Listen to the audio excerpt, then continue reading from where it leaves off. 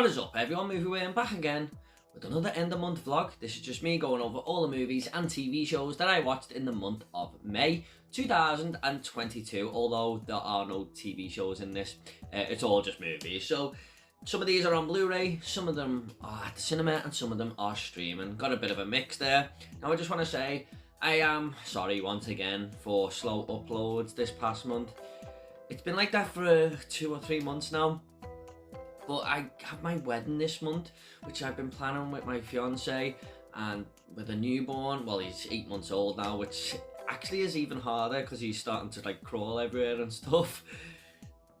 It's quite difficult just at this minute, but once, you know, we've got the wedding done and stuff like that, I think I will be back into the swing of things, which is probably going to start in the month of July.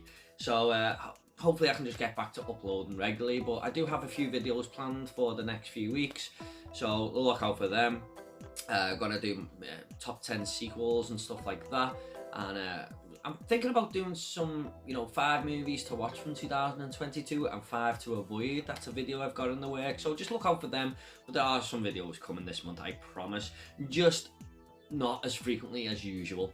So I do apologise for that. Also, hopefully a Jurassic Park Dominion review, things like that to come. I'm still going to be uploading, but hopefully it will be quicker in the month of July. So let's just get into the first thing that I watched this month, and this is a Blu-ray.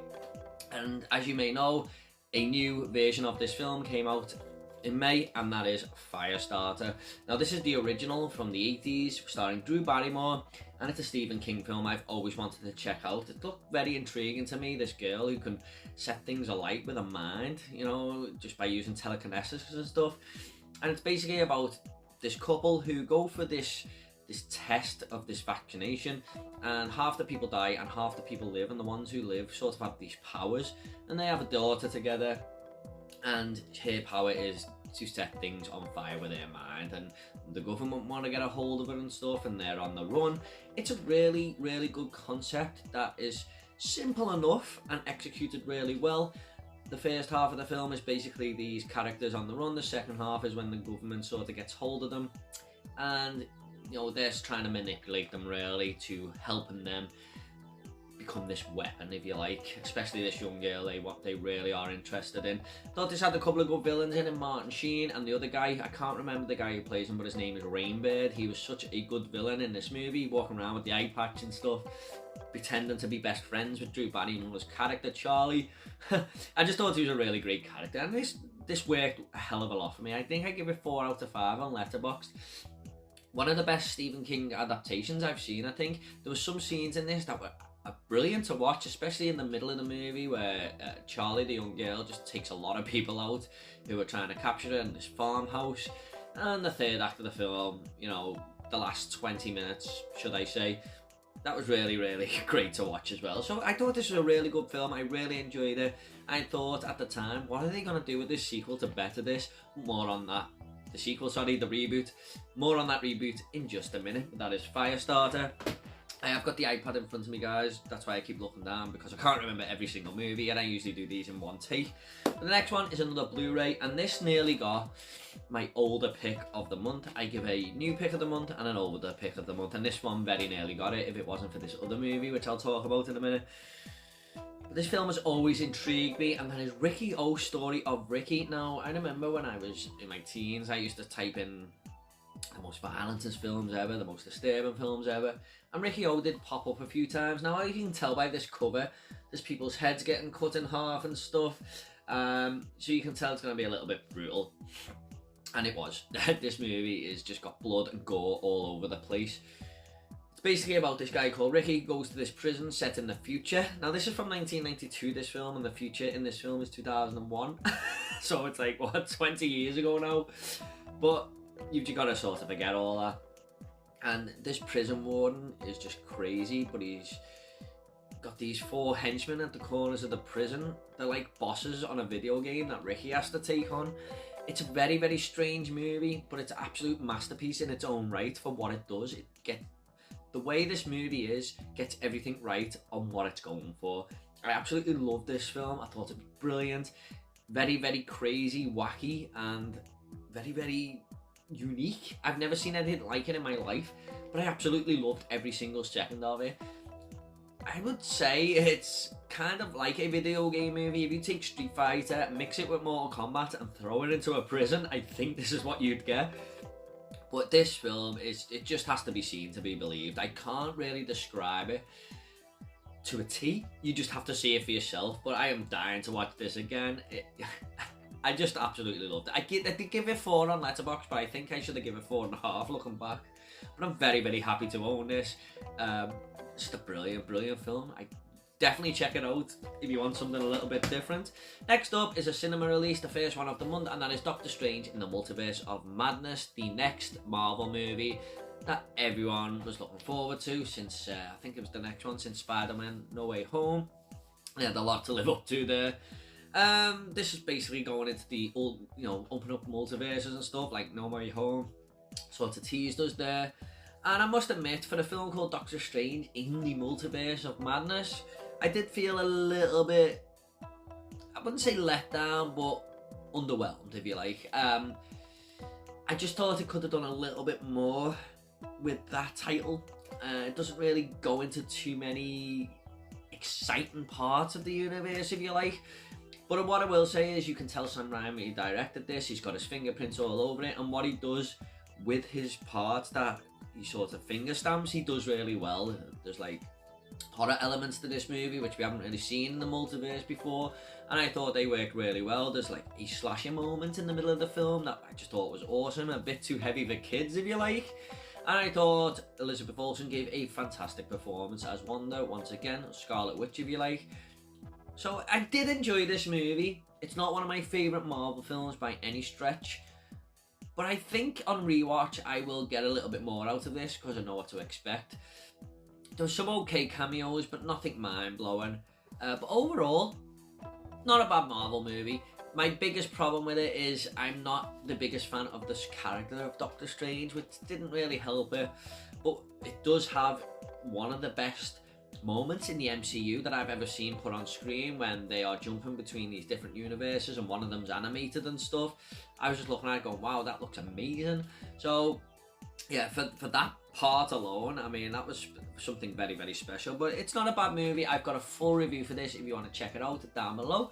Next up, another Blu-ray. Well, actually, this is a 4K, should I say. And I've had this for a while now, and it's the Arrow version of Deep Red on 4K by Dario Argento. Now, I've heard this was a really, really great film and stuff, and going into it, it's one of Argento's best. I haven't seen too many Argento films. I've seen this, Tenebrae and Suspiria, but this is my favourite up to now.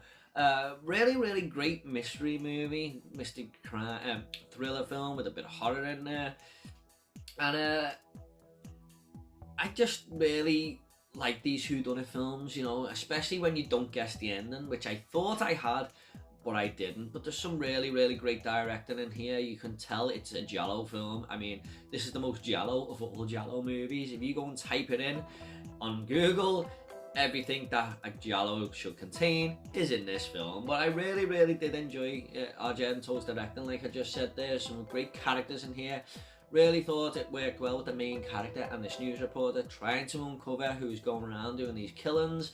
And I just really, really enjoyed it, and it has pushed me to watch a bit more Argento now. I've got The Bird with the Crystal Plumage there, and I'm looking on picking up Phenomena, because this has really pushed me to want to watch more of him. But yeah, I did really enjoy this film. Like I said, the best part of it though was the directing, and some really crazy music in there as well with some of the scenes when the killings are happening and stuff. It was a fun movie.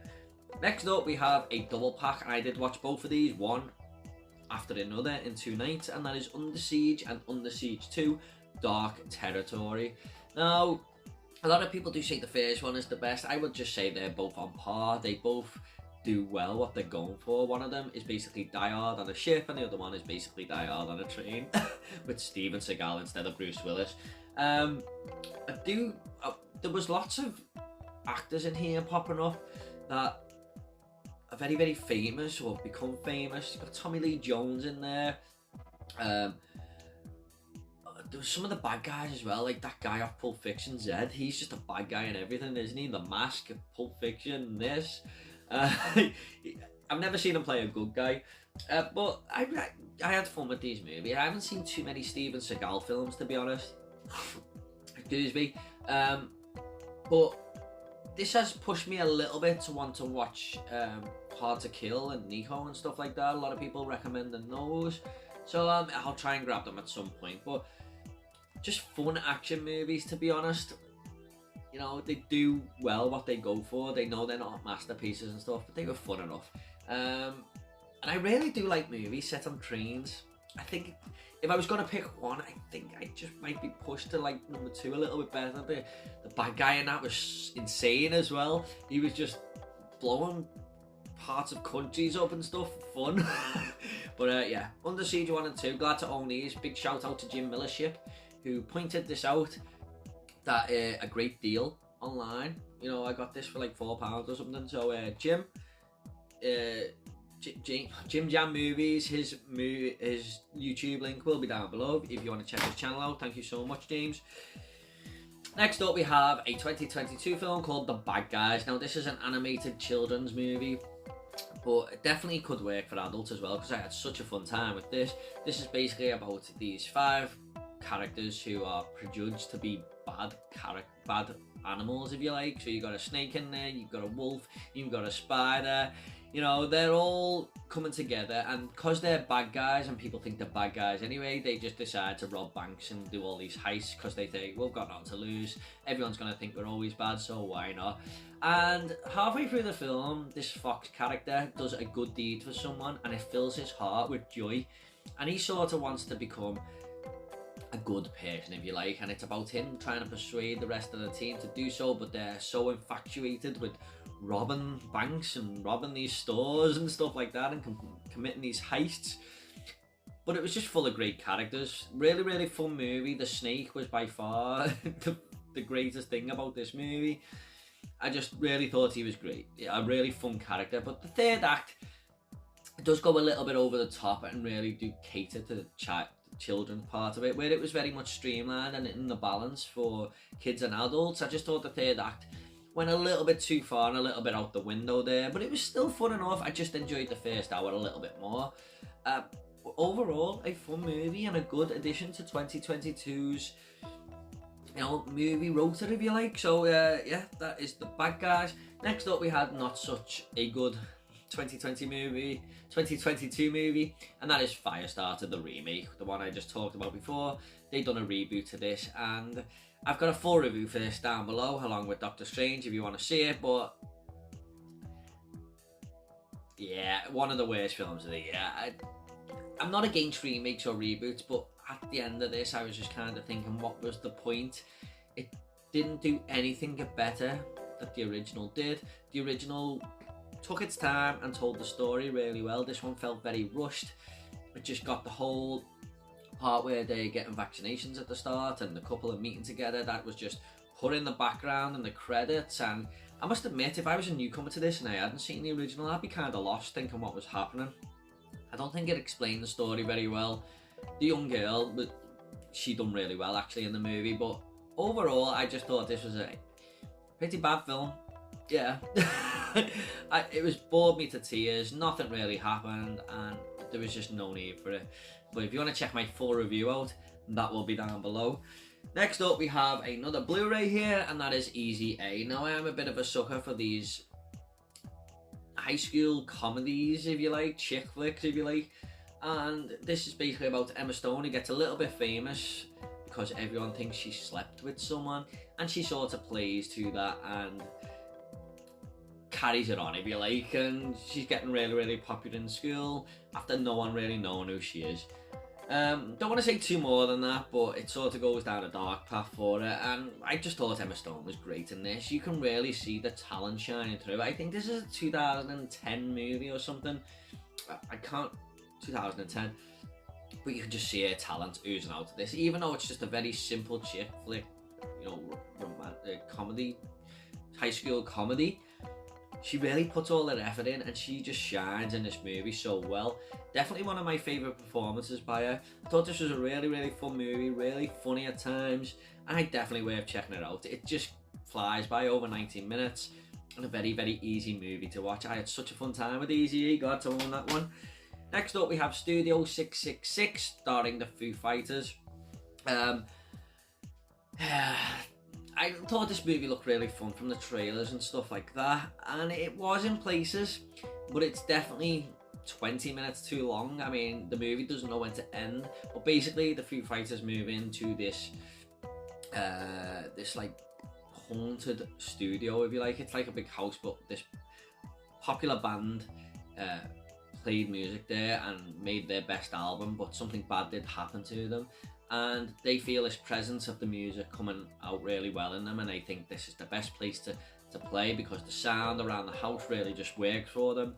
But there's an evil presence lurking there and it starts to take over. I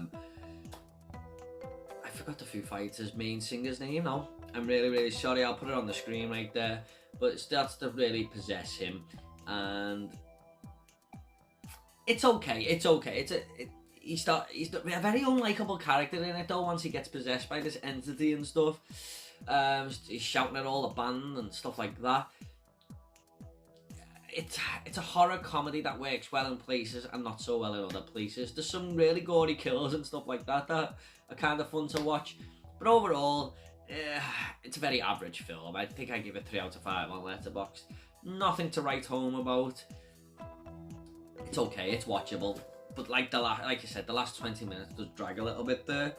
Next up we have Chip and Dale, one of my favourite releases of 2022 actually. Now I've never watched the animated show, I've never seen anything about Chip and Dale, never played the video games on the SNES or anything. But this doesn't make that matter at all because it's all very well explained. It kind of makes fun of these being forgotten characters, and this is such a fun movie. I mean, one of them, I can't remember if it's Chip or Dale, but one of them has been enhanced to CGI because he's still following his career and still trying to make it there, and the other one is still animated, and this worked really well actually. You got one character CGI, one animated, and it just worked really well in the movie, and there's lots of live action as well involved, kind of like Roger Rabbit, who does actually appear in this film, but there's lots of cameos and stuff. So it's basically animation, CGI and live action all working together, and I thought this was such a fun movie. I'm not going to give too much away, but the villain was genius in this. And there's so many like Disney characters popping up, so many characters from other studios and stuff, and I kind of wonder how they got the rights to all of this, but you know, I just had a really good time. I thought this was a really good, fun adventure film, and I highly recommend it. Yeah, I had such a good time with it. Chip and Dale, one of the best movies of the year. I think I've got it like 15th out of 42 films I watched, which isn't bad. Next up we have the original Top Gun. Now you can all guess why I watched this one. The second movie was coming out, which I'll speak about in a minute. But I didn't like this movie when I first watched it. I thought it was okay. I didn't think it was anything special, but I did enjoy it a hell of a lot more this time. However, I don't think it's a great movie. I think it's a good film. That's it. But I can see why people in the 80s loved it. I mean, it's got that 80s watermark just all over it there. The soundtrack is great. My cousin actually had the soundtrack on in work the other day, and I was listening to it going, wow, I didn't realise how good of a soundtrack this actually is. Basically about Tom Cruise going to this flight school called Top Gun, trying to be the best pilot in the world, if you like. But he's got competition from these other characters and stuff who want to be the best as well, especially Val Kilmer. And the characters are the best thing about this movie for me. I thought it was, you know, good banter and stuff going around this school, and I just really, you know, I just really like that dynamic of the film. I do think the dogfighting and stuff, and when they're in the planes and stuff like that, I don't think it worked very well. It kind of looked dated to me. And for a film about that, I thought they would have nailed that to a T there, but that was the kind of the letdown for me. I don't know if it's just because it's aged poorly from the 80s or whatever, but I enjoyed this movie. You know, I don't think it's anything special, not my favourite 80s movie or anything, but it's a good film. Next up we have RoboCop. Now, I didn't actually watch this version. I did actually go to the cinema to watch this, and I'm so happy I did. That is like a bucket list moment for me, and this is going to be my older pick of the month. Of course, how can it not? I've seen this movie so many times now, and what I didn't realise about it at the cinema is how fast paced it actually is. I mean, once this movie kicks off with Murphy actually becoming RoboCop. It just moves so quickly towards the end, and there's so much to take in, so many great scenes. I just have such a fun time with this. It really is just one of the best movies ever made, in my opinion. Definitely one of the most rewatchable. I mean, I could watch this again right now, even though I only went to cinema a week ago to watch it. So happy I got to see it on the big screen. Definitely my favourite ever viewing experience with it. I was with my uncle, my best friend, and my cousin. We all had a great time. The characters in this, the villains, they just all work. You know, RoboCop. Everything about it works. I always struggle with this film where to start about what to talk about with it, because there's just so much going for it.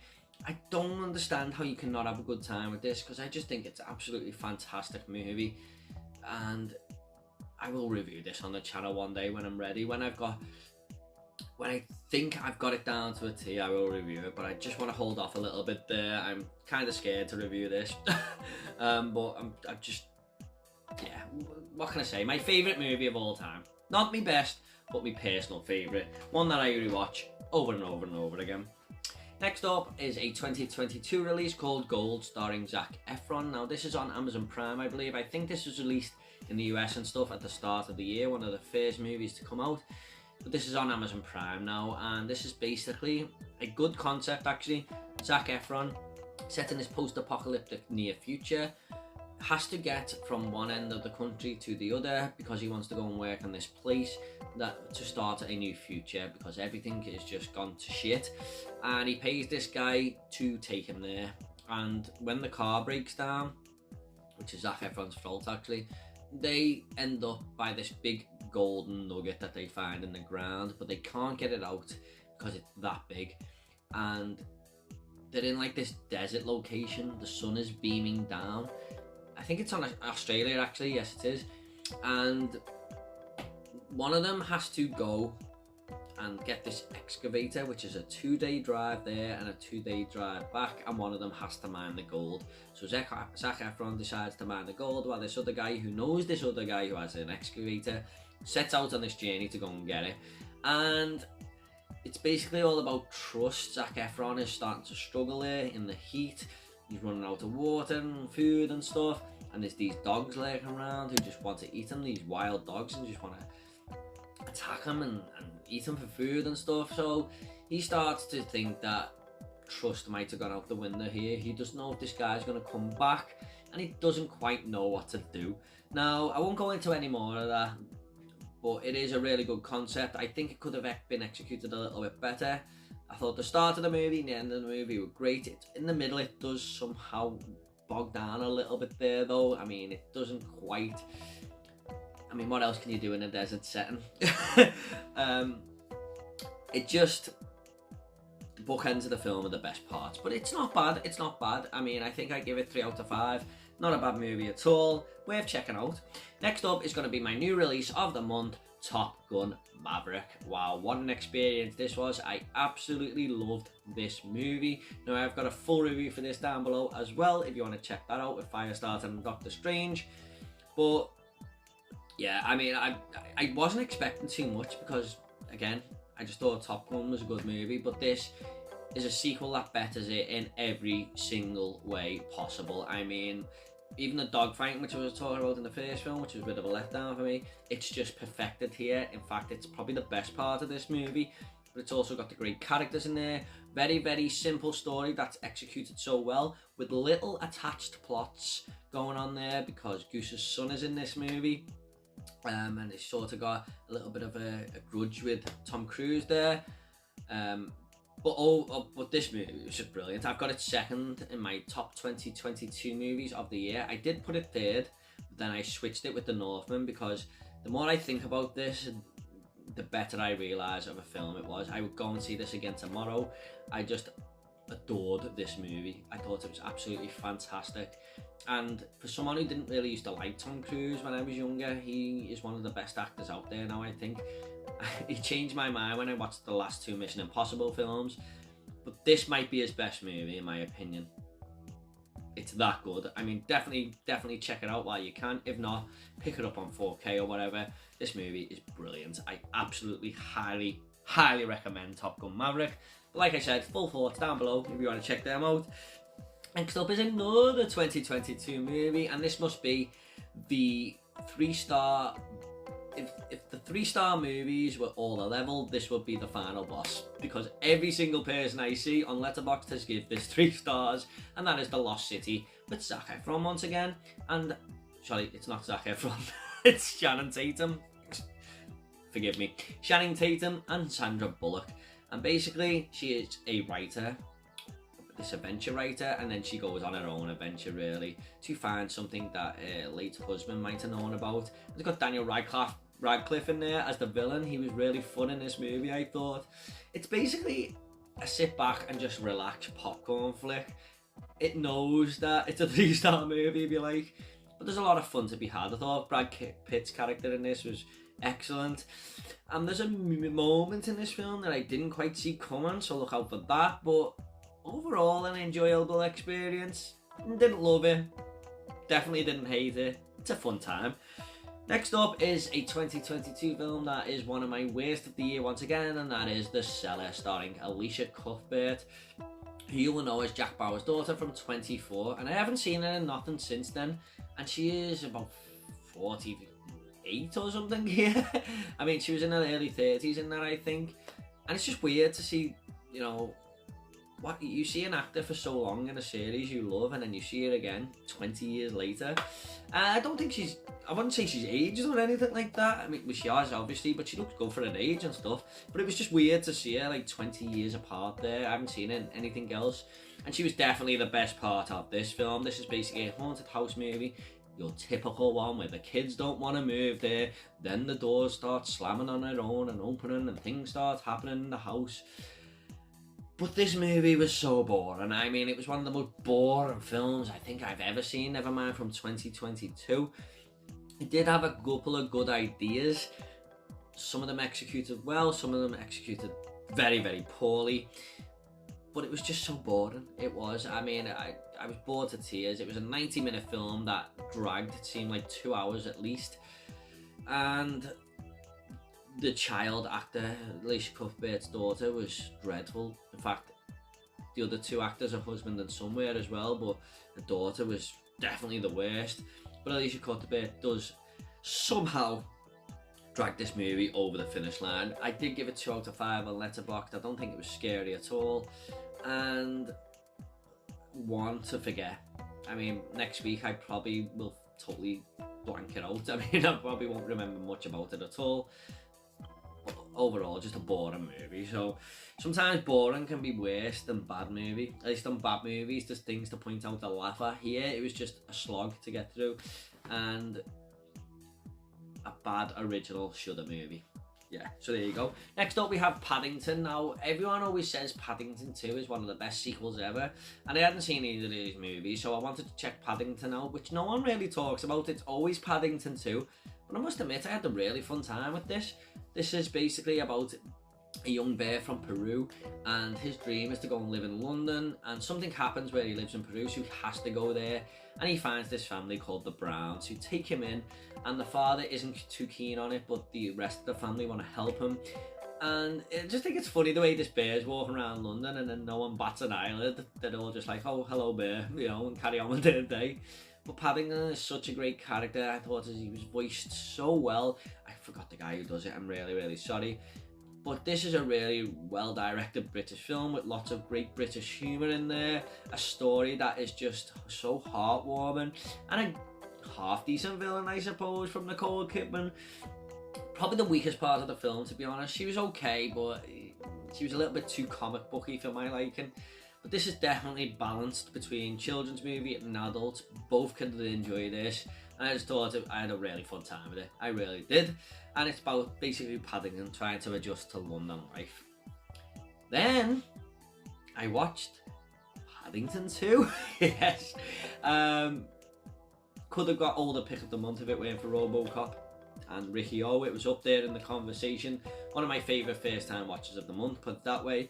But yeah, this one, I can see why people think this is better than the first. I don't think it's a major jump, but it is definitely better. I mean, Paddington is definitely used to life now with the Browns, living in London. He's loving it, and he wants to go and find a present for his Aunt Lucy, who is in this home and stuff because she's getting old. And this present is stolen from the antique store, and the blame sort of falls on Paddington. So it's up to the Browns and Paddington to find out who stole this book, basically. Well, this gift. It's this special pop-up book of London that he wants to get for his Aunt Lucy, and someone has stolen it. So he gets the blame, he goes to prison and stuff, and I thought they were the best bits of the movie. There's a moment where he's trying to adjust to prison life, and he has to do the laundry. That's his job. And at one moment, a red sock falls in with the laundry, and he goes, oh, it shouldn't be too bad, it's only a red sock. And when he comes out, all the people in the in the jail suits, it's turned pink, and they're all just staring at him, ready to kill him. Thought that was so fun. Brendan Gleeson, I believe it is Brendan Gleeson, yeah, has this chef who everyone's terrified of in the prison. He gave a brilliant performance. I absolutely loved this film. I thought it was a brilliant sequel, had everything going for it, and there wasn't many bad things to say about it, in all honesty. Maybe just the villain again, Hugh Grant, kind of falls victim to the same as Nicole Kidman. They're okay, but they're probably the least favourite thing about the movie, if you like. Again, a little bit too comic booky for my liking, but overall, Paddington 2 was a fun sequel, and I can't wait for the third one, which is in the works. So yeah, I will definitely be checking that one out. Okay guys, that is it for my end of month vlog. I hope you all enjoyed this video. What did you think of these movies? Is there anything that I have piqued your interest in? And don't forget to check out the 2022 movie reviews down below as well. So thanks so much guys, take it all easy, and I'll see you all in the next video.